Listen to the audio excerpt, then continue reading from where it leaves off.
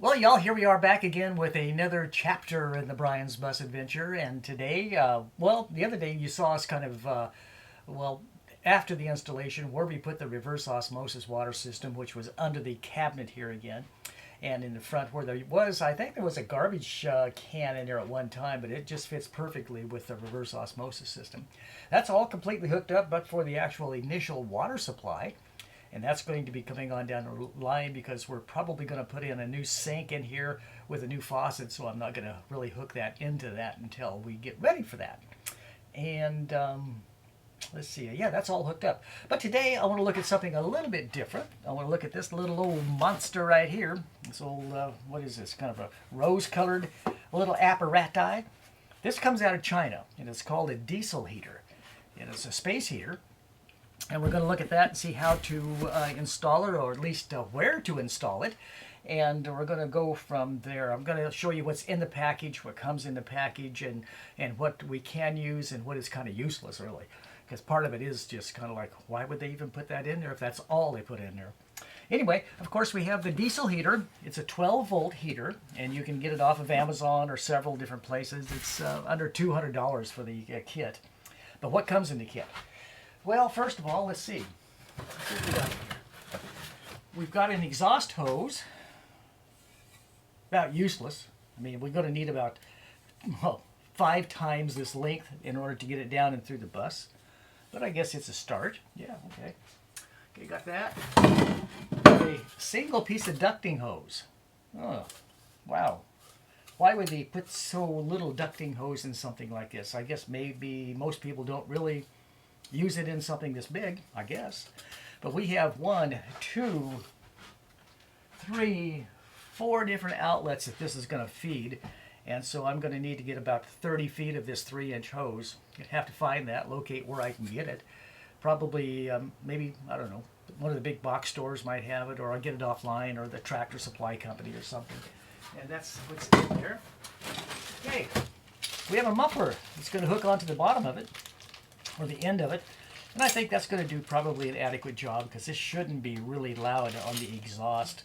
I kind of hear that this thing does run a little bit loud because of the fan that's in it, but we'll just have to see about that when we get it together. Okay, what else is in here? Okay, here are some tie straps, short little piece of fuel tubing. It's about maybe a foot long. I don't know what good that would do you, because we're going to have to run. I shouldn't say that. That would hook into this.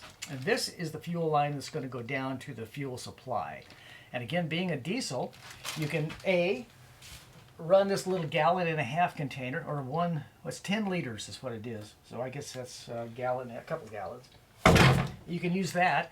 But what I'm going to be doing is I'll be running this line down to my diesel generator.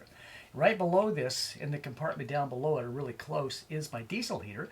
So I'll just kind of, hook into the line, the diesel supply line for that, and I'll have permanent diesel from our big 160-gallon on-the-road tank.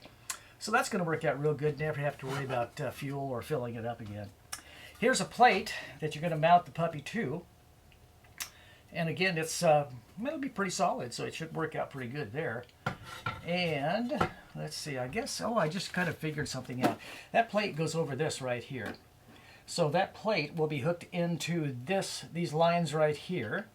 And then this is a fuel line. I don't know if you can see this or not. Fuel line, and then exhaust and intake. This will be the intake, and that would be the exhaust.